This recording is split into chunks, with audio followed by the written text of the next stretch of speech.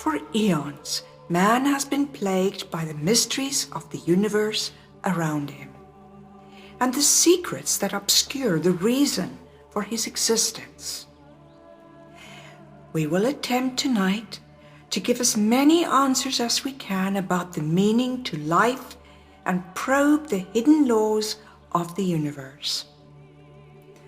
And so, we will begin by asking the question, why are so many people on endless depressants?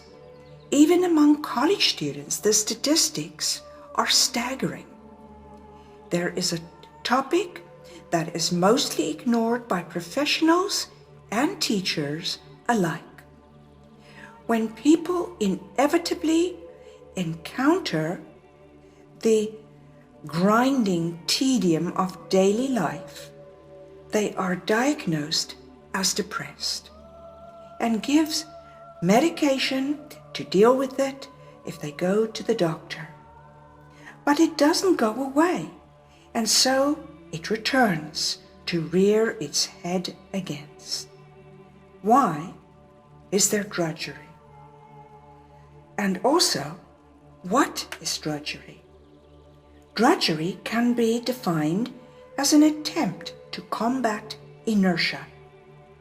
I have found two types of inertia, a proactive inertia and a passive inertia. In separation consciousness, inertia is proactive.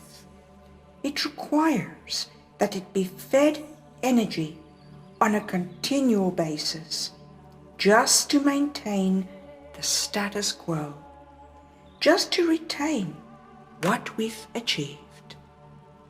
It's like rolling a rock up a hill. One has to keep it from rolling backwards by exerting constant pressure.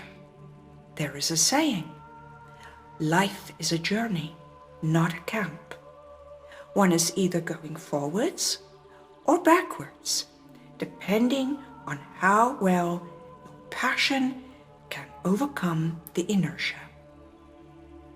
Where does the passive inertia fit in?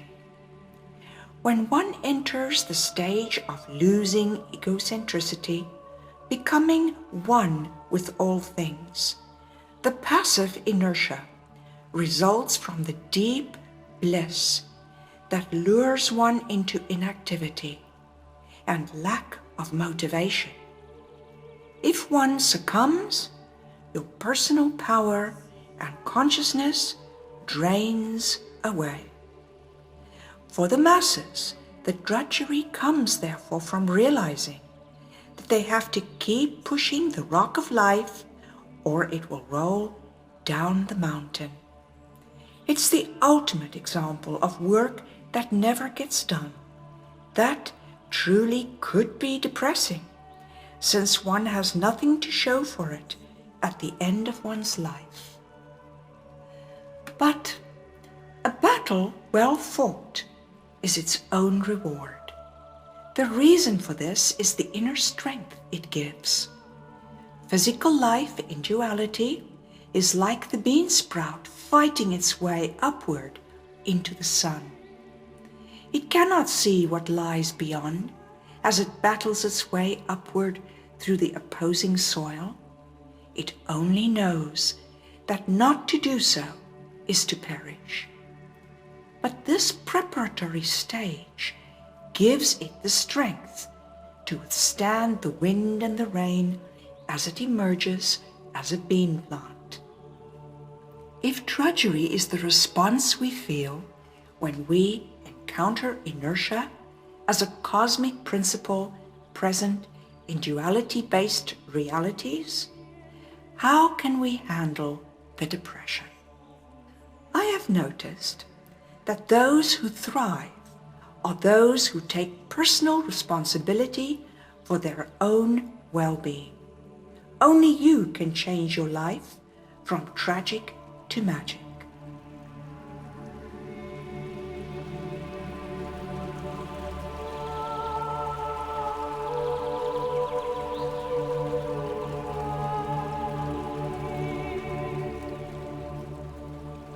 Personal tragedies or illness can interrupt the production of serotonin and other feel-good hormones. This is particularly the case for women who have just given birth. The placenta provided these during pregnancy, and once it's lost as after birth, and before she can produce her own, it is usually a very depressing time. So what do we recommend to help stimulate and encourage our own serotonin production? A cup of St. John's wort tea a day for 2 months helps, as do homeopathics that are designed to stimulate our feel-good hormone production. The point I wish to emphasize is that although I'd like to discuss long-term methods of having a joyous and magical life, intervention is necessary in acute cases where our own bodily systems for well-being are derailed. In the perfection of existence, we have often said that the purpose of life is enjoyment.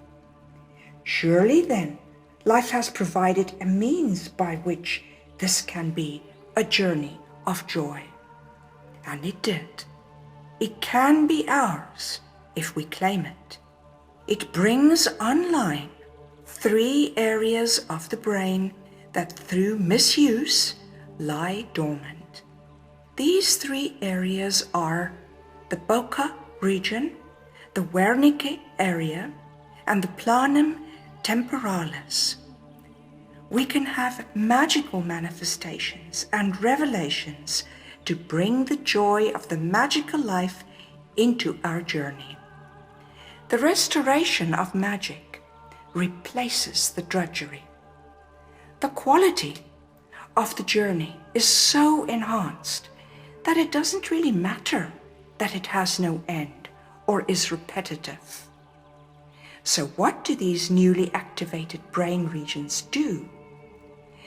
The Wernicke region promotes harmlessness through heightened sympathetic empathy. What that means is that we become so sensitive to the feelings of all life forms that to hurt another is to hurt ourselves. And the Broca region? And what about the Planum temporalis? Well, the Broca region awakens the frequencies of nature within us. The Planum temporalis dissolves logical expectations through the magical perspective. These 3 areas are integrally connected. Becoming empathically attuned to nature requires harmlessness, and one becomes harmless the more empathically sensitive one becomes. Now, what about the Planum temporalis? In order to see the magical world, one must first see the natural world. You have also asked me before about the high heart being the gateway to the magical life. What stands between us and the magical awakening of our world are the illusions that we have concerning space and time. The high heart senses the fluid nature of matter and space. It intuits that the moment is but a snapshot of intent moving through eternity. The corpus callosum, that piece that combines and bridges left hemisphere and right hemisphere of the brain, has an unexplored significance in our spiritual evolution. What is its role? Its role is that which coordinates with the 3 newly awakened areas in the brain as we cultivate the magical perspective. The magic life approaches its world by combining inner and outer space. The activation of the corpus callosum's higher function allows us to see deeply behind the appearances without and feel deeply the true nature of what we're experiencing within. Let's say it gives us depth perception. Let's define what a reality is.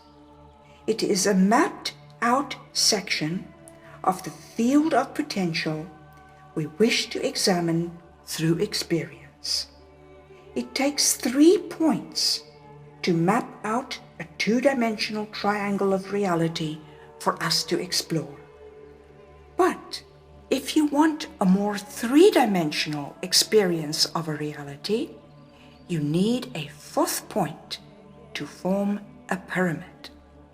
The corpus callosum is that 4th point that creates depth to our inner and outer experiences. Like the tip of a pyramid, it can go as deep into our experiences as we want. The deeper we probe the mysteries of our existence, the wider the application of our magic. This journey that we have been on has been an in-depth study into the mysteries of life. And so what we're really saying is that it empowers us to broadly affect our environment. The magical perspective, does that mean that we are looking for magical occurrences? To look for miraculous manifestation blocks entry into the magical life. Be aware of them with gratitude, but seek instead to sense the magical essence within all life. This inner exploration of life is done through our inner senses response. Life responds magically to such an approach.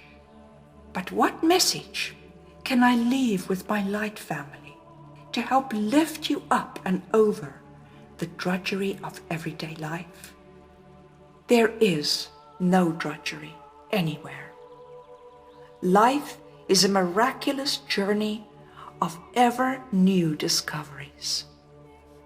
Drudgery is an illusion conjured up by the unaware and those who have lost their vision and the poetry in their hearts. It is true that we are encountering a destructuring of many societal values we have held dear. This is always the case before a huge evolutionary shift, or at the end of an age-old cycle. It could be easy to succumb to the despair of the world. But in the burnt-out, blackened field of civilization's crumbling, a single blade of new green grass pushes through the ashes. Before our appreciative awareness, it flourishes into spring. Choose to see the magic of new beginnings. You are the bringers of a new tomorrow. You are the holy ones of the earth.